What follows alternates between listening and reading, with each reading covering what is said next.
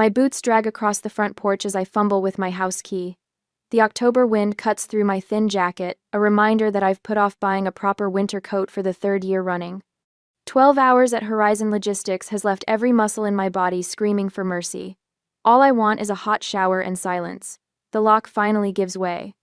The familiar scent of my mother's rose-scented air freshener wraps around me as I step inside, somehow making the house feel smaller rather than welcoming. "That you, Felicia?" Mom calls from the living room, the television blaring a rerun of some medical drama. "Yeah, it's me," I answer, dropping my purse on the entryway table. A stack of mail sits there, and the red final notice stamp on the mortgage statement punches me in the gut. I run my thumb across the embossed lettering. $1,150 due by Friday. 3 days away.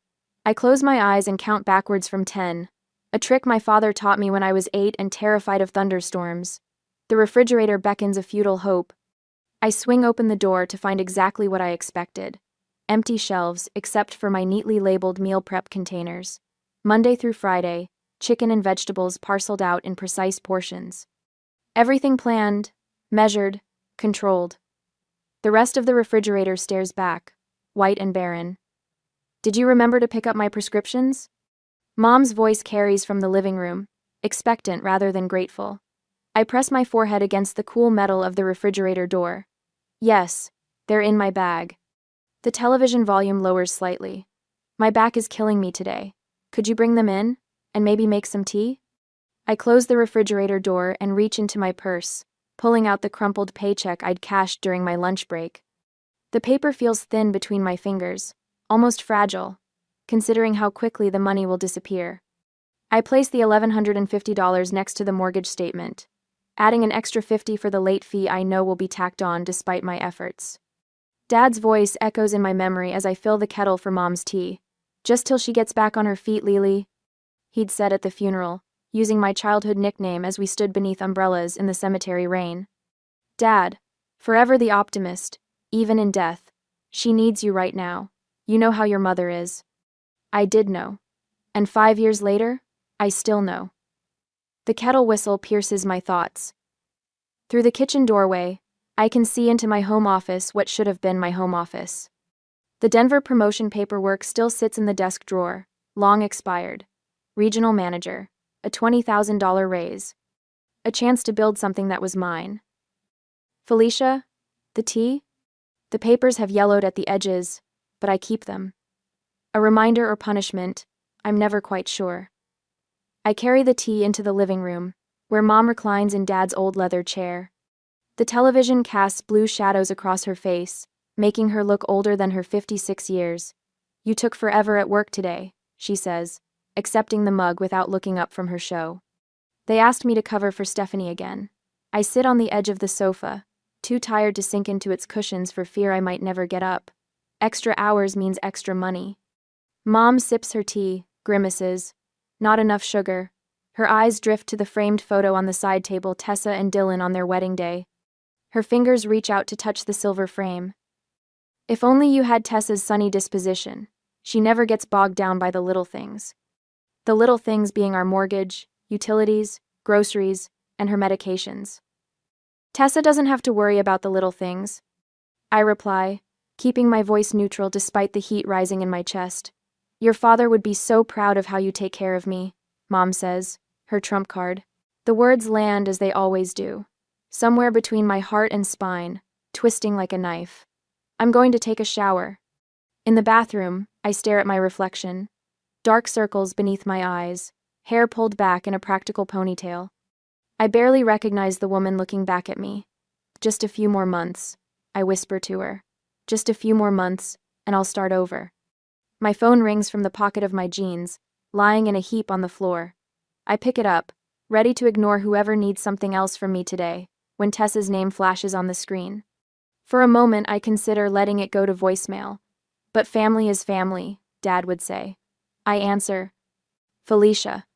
Tessa's voice bubbles through the speaker, bright and eager. "Guess what? We're coming home." My stomach clenches. "Home? What do you mean?" "Dylan lost his job. The magazine is downsizing.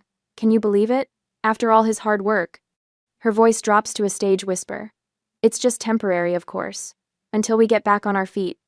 The phrase echoes Dad's words from 5 years ago.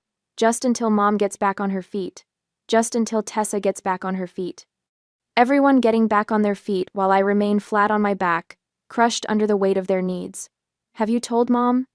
I ask, already knowing the answer from the excitement in my sister's voice. Yes. She's thrilled. Says it'll be just like old times. I hear Mom's footsteps approaching the bathroom door. Felicia? Is that Tessa? Let me talk to her. I open the door. Mom snatches the phone from my hand, her face transformed by a smile I haven't seen in months. Tessa, sweetheart. I've already started planning. Yes.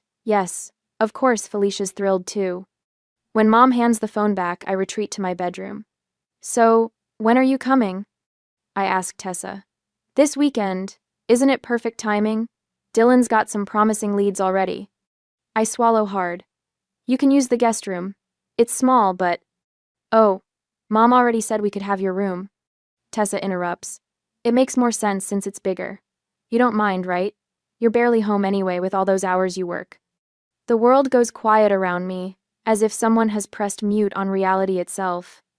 I stare at the walls of my bedroom, the one space in this house that is mine alone.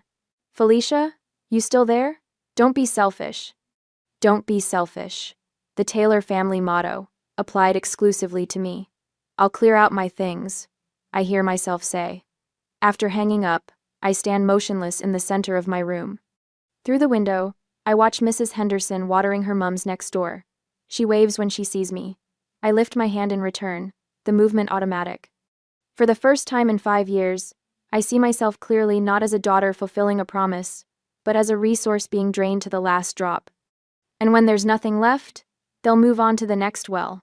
The realization doesn't come with anger or even sadness. Instead, I feel something shifting inside me, like furniture being rearranged to make room for a truth I've kept locked outside.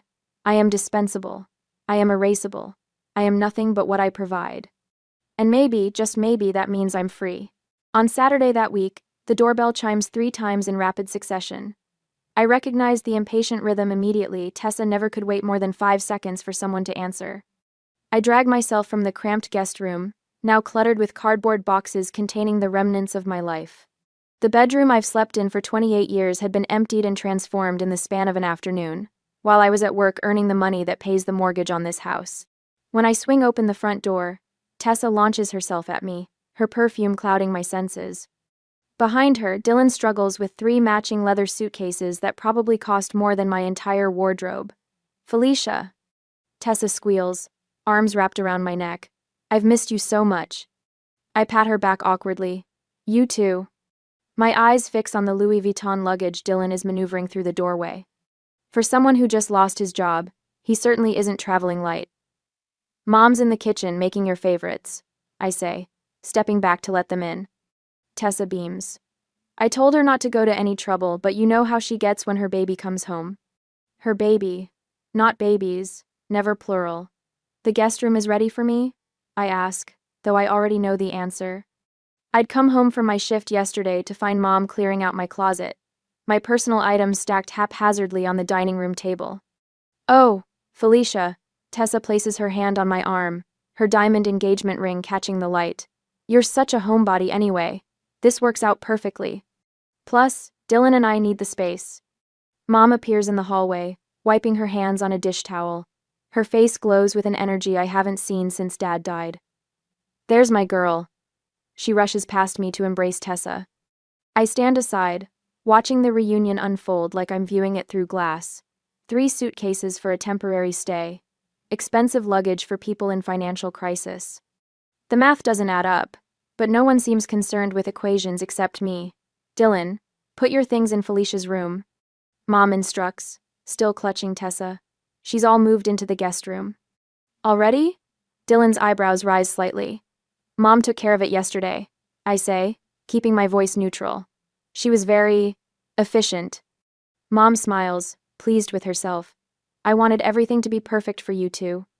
I retreat to the kitchen to check on dinner pot roast with all the trimmings, Dad's favorite meal now prepared for Tessa's homecoming. I lift the lid on the roasting pan, inhaling the rich aroma that used to signal family and comfort but now smells like favoritism served with a side of carrots. The car keys are on the hook by the door. Mom calls out to Dylan. Felicia won't need it on Monday, she can take the bus to work. My hand freezes on the lid. What? Mom appears in the kitchen doorway. Dylan needs to go job hunting on Monday. You can manage the bus for a few days. A few days sounds suspiciously indefinite. I replace the lid carefully, buying time before responding. I have meetings across town on Monday. I need my car. Felicia, Mom sighs, disappointment etched into the lines around her mouth. Your sister needs us right now. Can't you think of someone besides yourself?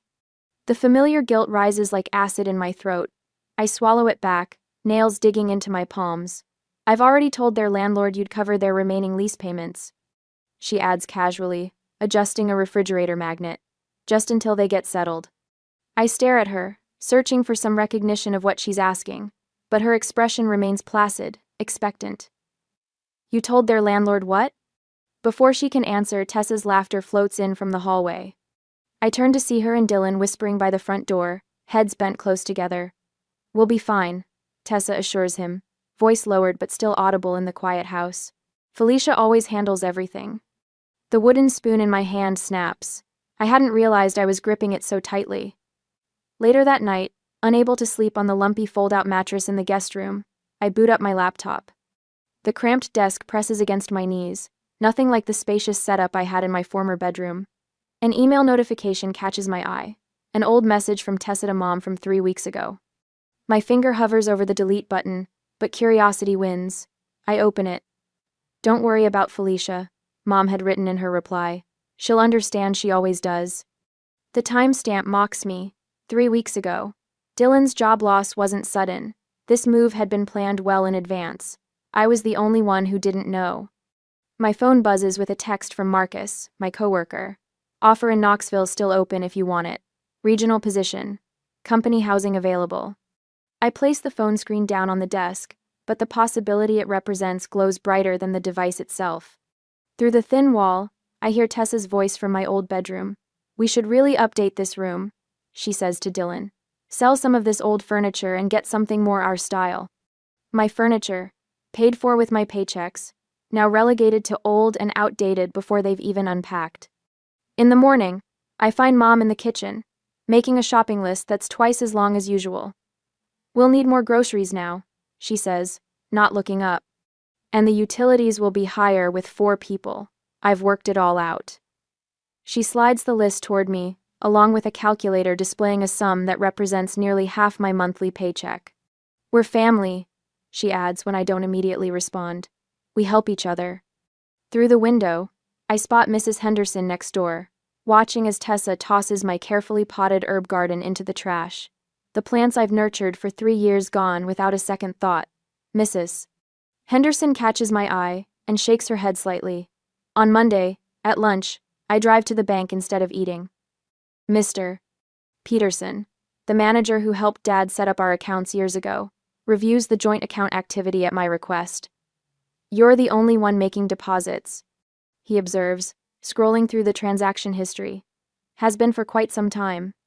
On my way back to work, I make a call I've been avoiding for months. Marcus?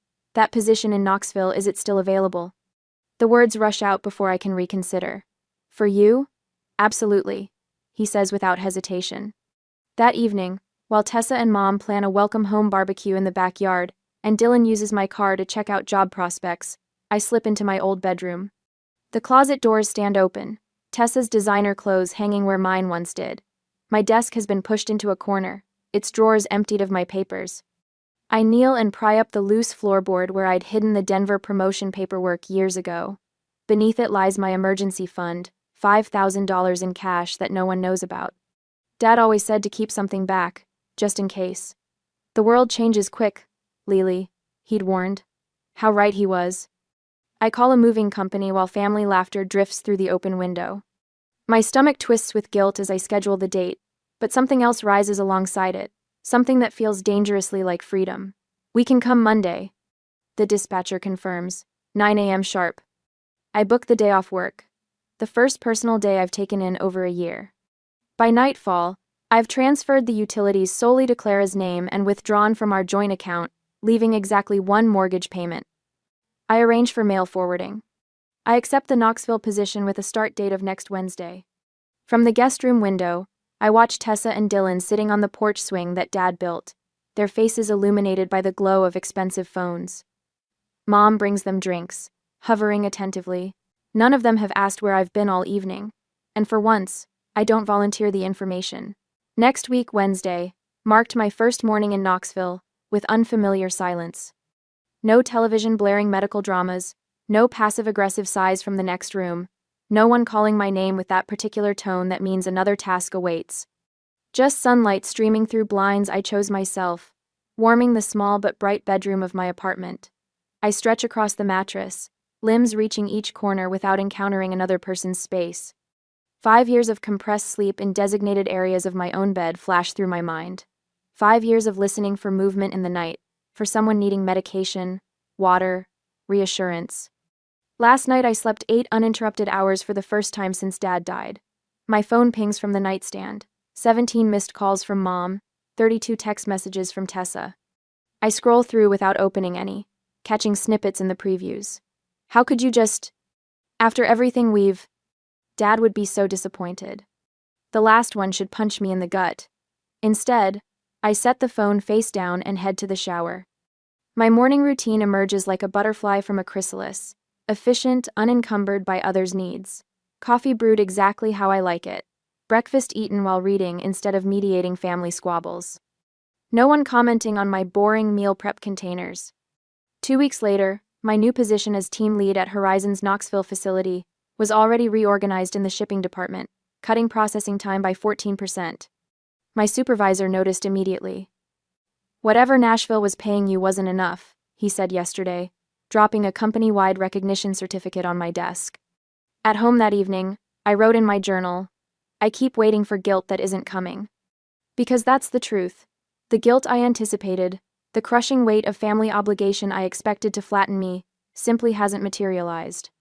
Instead, I feel something unfamiliar, unfurling in my chest. Something that might, with proper care, become happiness. The lobby intercom buzzes while I'm pulling on my jacket, preparing to head to work. "Miss Taylor? There are 2 women here insisting they need to see you. They say they're family." My stomach contracts, shoulders automatically hunching forward. Old habits. I'll be right down. The elevator feels like a descent into my former life. Each floor ticking down represents another layer of hard-won peace being stripped away. Deep breaths. Dad's counting technique. The doors slide open. Mom and Tessa stand in the lobby, looking simultaneously out of place and entitled to be there. Mom's cardigan is buttoned wrong, her hair uncombed, the dishevelment meant to communicate distress rather than actual neglect.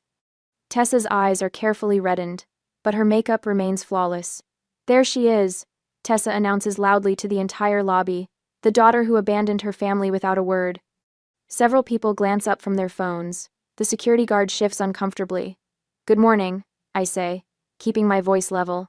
"This is unexpected." Mom steps forward, hands outstretched. "Felicia, how could you leave us with nothing?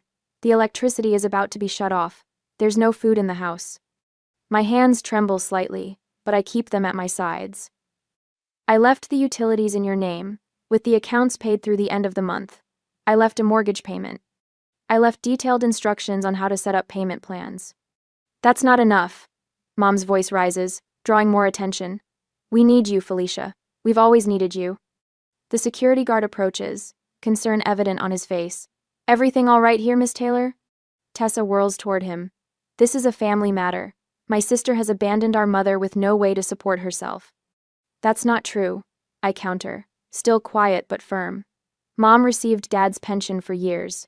She chose not to work. She chose to spend rather than save." "You're heartless," Tessa spits. "After everything we've done for you." A laugh escapes me, sharp and unfamiliar. "That's exactly it, Tessa. I didn't leave you with nothing. I left you with exactly what you earned." Mom's face crumples, the performance so convincing I almost reach for her. Almost. Marcus appears beside me, coffee cup in hand. "Everything okay, Felicia? We have that supplier meeting in 5. Tessa tries to push past him toward the employee area. "We're not finished here. You can't just walk away from family." Marcus shifts, blocking her path with a casual movement that looks accidental but isn't. "Ma'am, that area requires an employee badge." "She's my sister," Tessa protests. "And she's my colleague," Marcus responds pleasantly. "Who has a meeting?" I nod gratefully to Marcus, then turn back to Mom and Tessa. "I have to go now. I suggest you use the ride back to Nashville to discuss how you'll handle the mortgage." The look of shock on their faces follows me all the way to the conference room. That evening, my neighbor Sarah knocks on my door with a casserole and an invitation to dinner. "Thought you might like some company," she says. "Moving to a new city can be lonely." The simple kindness nearly undoes me. Later, while we're washing dishes, my phone rings. Mrs. Henderson's name appears on the screen. "They're telling everyone you abandoned them," she says without preamble. "Claire's got the whole neighborhood thinking you had some kind of breakdown and just disappeared." "Are you surprised?" I ask, wiping a plate dry. "Not a bit. That's why I'm calling everyone to set the record straight." The fierceness in her voice warms me. Nobody who watched you care for that house and those people for 5 years is buying their story. 3 days later, my supervisor appears at my desk. "Take tomorrow off if you need it. Family situations can be complicated." "I'm fine," I insist. He smiles kindly. "Take it anyway. You've earned some time for yourself." The next morning, I drive back to Nashville, heart hammering as I approach my old neighborhood.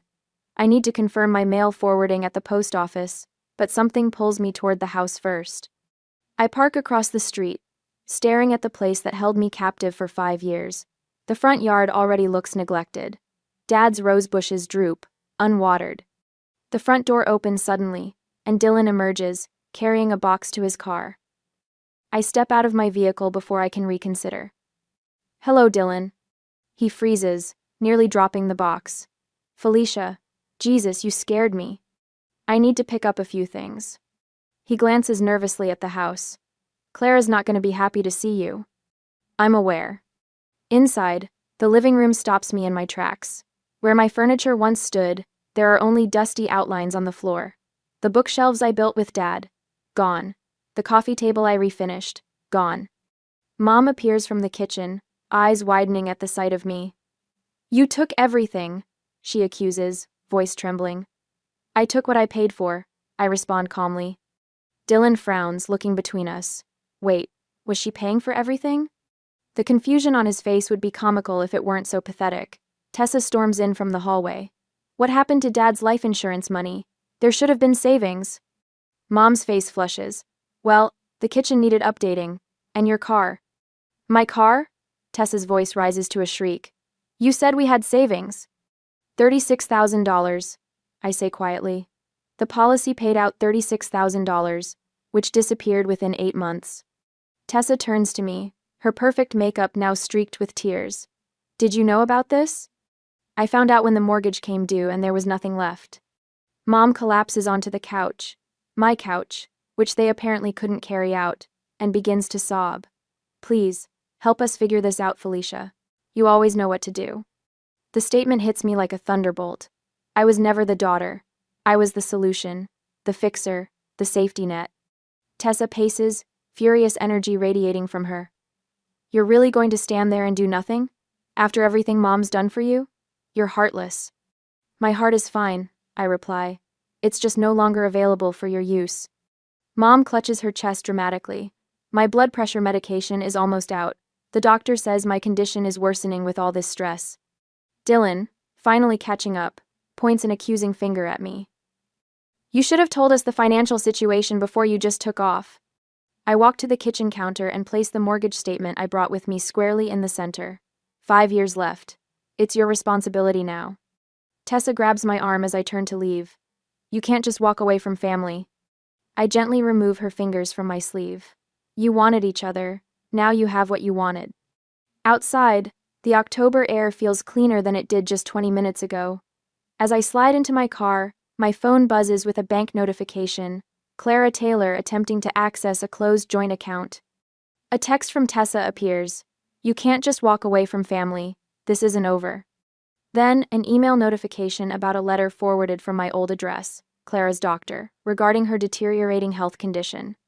My finger hovers over the block button as I sit in my car, staring at the house that was never really mine.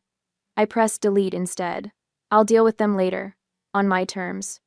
For now, I drive back toward Knoxville, toward my new life, toward the person I'm becoming when I'm not carrying everyone else's weight. The road ahead stretches clear and open, and for the first time in 5 years, so does my future. A week later, the certified letter sits on my kitchen counter like a grenade with its pin halfway pulled. 3 days it's been there, my name and new address typed in crisp black letters that somehow look accusatory. I know exactly what it contains, my final statement to Clara about the mortgage. My therapist calls it necessary closure. I call it ripping off a bandage that's been superglued to skin. I slide my finger under the flap and pull out the single sheet of paper. To Clara Taylor, this letter serves as formal notification that as of October 15th, I am no longer financially responsible for the property at 1422 Oak Ridge Lane. My phone buzzes against the counter. Marcus from work. Tessa showed up at the office, he says without preamble. Security called me when she refused to leave the lobby. My stomach tightens. What did she want? To talk to Mr. Reynolds about a charity donation for her struggling family. Used your name repeatedly. I close my eyes and count backwards from 10. My father's technique fails me for the first time in 20 years. Thanks for letting me know. I manage. Reynolds shut it down fast. Said the company doesn't make personal charity donations, especially when they might appear as favoritism toward an employee's family. The irony burns. 5 years I've spent ensuring my family never struggled, and now they're panhandling in my workplace lobby. After hanging up, I finished addressing the certified letter. My handwriting remains steady, even as my pulse races beneath my skin. The mortgage is Clara's problem now. 5 years of payments, $69,000 total, vanished into a house I no longer live in. My laptop chimes with an email notification. From Horizon Security. Subject: Suspicious online review. The review is short but cutting. Felicia Taylor handles logistics like she handles family, by abandoning ship when things get tough. I forward it to HR with a brief explanation about my family situation, then freeze all 3 credit bureaus with a few practiced clicks. Not my first rodeo with Dylan's attempts to access my accounts. When my therapist's office finally calls at 2 p.m., my headache has intensified to a steady throb behind my right eye. Dr. Winters had a cancellation. Can you come in at 3 instead of waiting until Friday? The universe occasionally throws a bone. Dr. Winters' office smells like coffee and worn leather, a combination that always loosens the knot in my shoulders. She gestures to the blue armchair I've claimed as mine during our weekly sessions. You look like you haven't slept, she observes. Notepad balanced on her knee. Family reunion day. I attempt a smile that falls flat. The boundaries list we discussed. I handed her the notebook page titled, What I Will and Won't Accept. The first item reads, I will not be financially responsible for adults capable of working. They found creative ways to test every single boundary today, I tell her. Clara listed the house for sale. Dr. Winters' eyebrows rise slightly. Without addressing the mortgage situation? The realtor called me when the title search showed my name on the loan documents. And how did that feel? The question uncorks something volatile inside me, like she still thinks I'm a blank check with legs. We spend 50 minutes discussing healthy responses versus reactive ones. When I leave, the headache has retreated to a dull pressure rather than stabbing pain. My phone lights up with a news alert as I pull into the parking lot of my apartment complex. A new GoFundMe campaign, help the Taylor family keep their home. Tessa's smiling face stared back at me. Clara posed beside her, looking frail and worried. The description makes my blood boil. After our sister divided by daughter abandoned us during financial hardship. I snap a screenshot and forward it to my lawyer with a 2-word message. Defamation lawsuit. Before I can put the phone away, it rings. Mrs. Henderson's name flashes on the screen. I thought you should know, she begins without greeting. The truth is coming out. That GoFundMe your sister started? People are asking questions.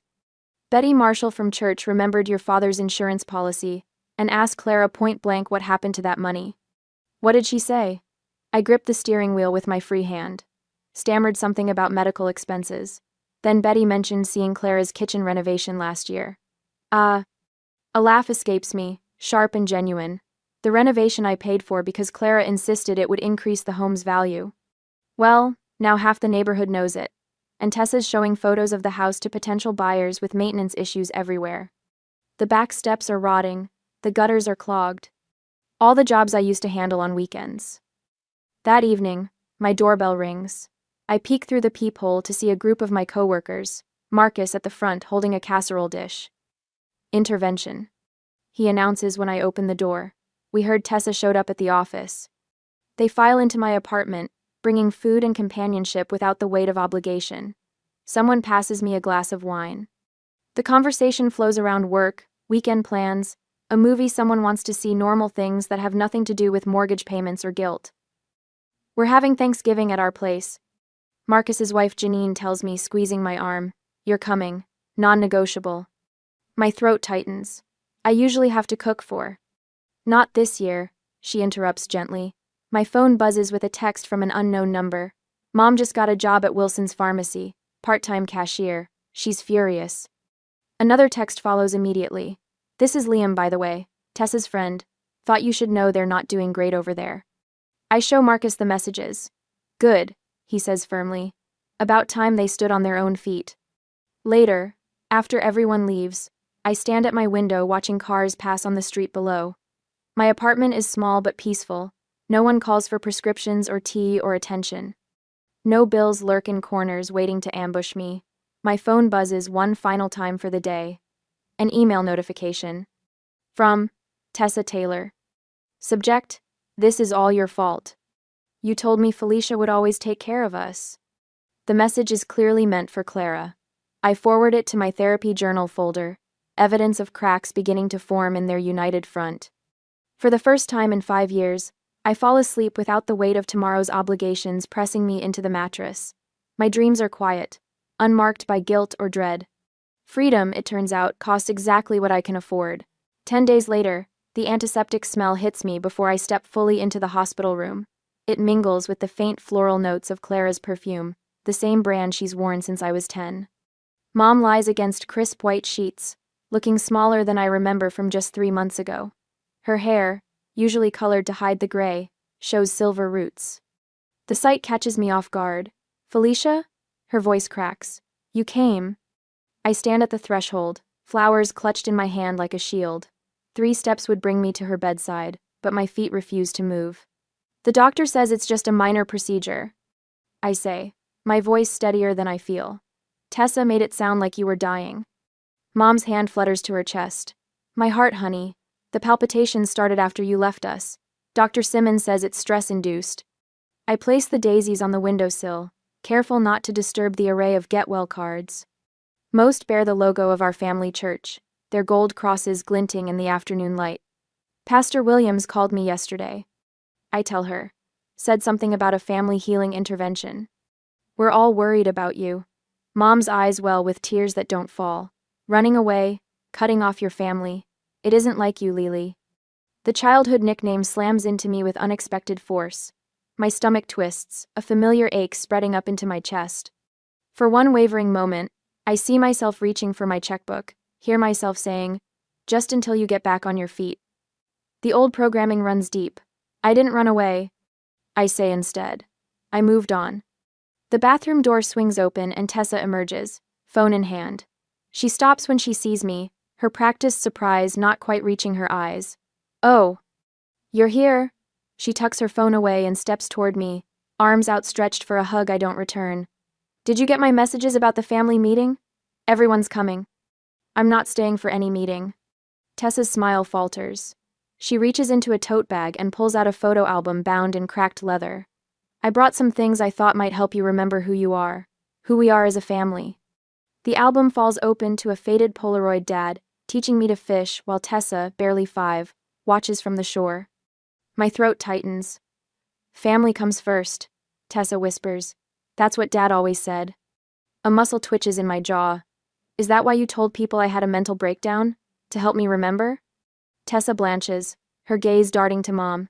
"I was worried about you." "Enough to spread rumors to my former neighbors? To mislead Mom's doctor?" Mom's monitor beeps a little faster. "Felicia, please. Not now." My head pounds with the beginning of a migraine. I press my fingers to my temples, wishing I'd brought my medication. "I wish my therapist wasn't on vacation this week. All we want," Tessa says, sidling closer, "is a fresh start. Just a little help until we get on our feet." Those words again. The family mantra. I stare at my sister, really look at her. Designer watch. Freshly highlighted hair. Manicured nails that have never scrubbed a toilet or patched drywall. I brought you something, I say quietly. I unzip my bag and remove a thick folder. Inside, 5 years of mortgage statements. Utility bills, grocery receipts, insurance payments, all with my name on them, all tallying to $78,400. What's this? Tessa asks, though her tone suggests she already knows. Evidence. I set the folder on Mom's tray table and flip it open.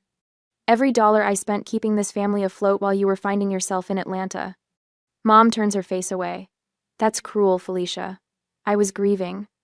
So was I. My voice doesn't waver. But I still went to work every day. I still kept a roof over our heads. I pull out the last page, my expired Denver job offer. Regional manager. $20,000 more per year than I'd made in Nashville. I said no to this for you. I place it on top of the stack. I said no to my life for 5 years. Tessa's phone chimes. She glances at it, then back at me with narrowed eyes. Uncle Robert and Aunt Sarah just arrived. The pastor's with them. Good, I say. They should see this too. The door opens. Uncle Robert enters first, his face a careful mask of concern. Aunt Sarah follows, then Pastor Williams, whose kindly expression falters when he sees the papers spread across Mom's table. Felicia, the pastor begins, we're here to help your family heal. Perfect timing. I gesture to the statements. Let's start with some honesty. Uncle Robert steps closer, squinting at the numbers. His bushy eyebrows rise as he takes in the totals. Clara, what is all this? Mom stares at the ceiling. Tessa jumps in. Felicia's been under a lot of stress. I've been under stress because I've been supporting 3 adults on 1 income, I interrupt. While Mom told everyone I abandoned her, Tessa spread rumors about my mental health. Aunt Sarah picks up a mortgage statement. Clara, you told us Felicia left you with nothing, that you were about to lose the house. She took all the furniture. Mom protests weakly. The furniture I paid for, I add.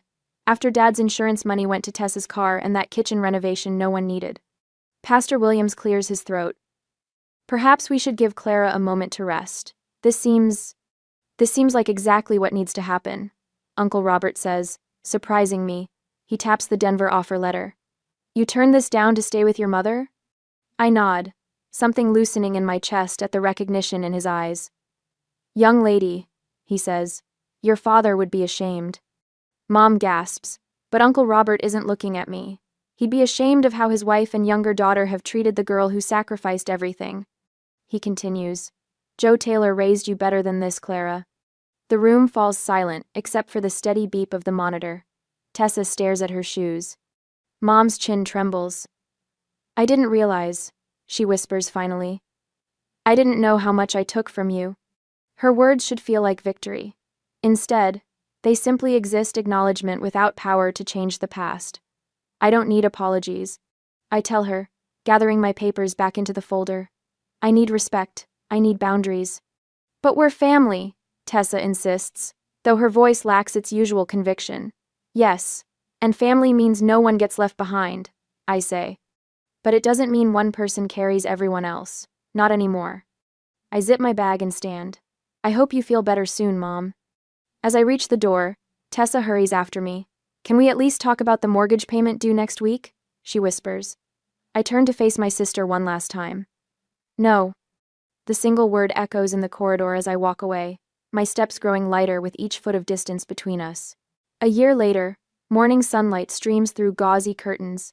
I picked myself, casting gentle patterns across the hardwood floor of my living room. The promotion to Regional Logistics Director came with a salary that made this small Knoxville bungalow possible. Not grand, but undeniably mine.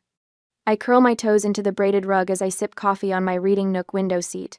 Outside, the garden I've planted thrives dahlias and black-eyed Susans bobbing in the October breeze. Plants that survive with minimal fuss but maximum beauty. Like me, these days. The doorbell chimes. Robert stands on my porch, his English teacher's satchel slung across his chest, gray at his temples catching the light. Brought fresh scones, he says, holding up a paper bag. Thought we could have breakfast before your shift. His smile reaches his eyes without demanding anything in return. 6 months of dating, and still no emotional scorekeeping. No subtle tests of loyalty. Just mutual respect wrapped in quiet affection. My phone buzzes as we spread jam on still warm scones. Cousin Vivian's name flashes on the screen. I need to take this. I tell Robert, who nods and wanders to inspect my newest bookshelf installation. Felicia, thank God you answered. Vivian's voice trembles. Derek left. The kids are a mess. I can't make rent this month, just until I get on my feet. The familiar refrain. The same desperate notes Clara and Tessa played for years. I'm sorry that's happening.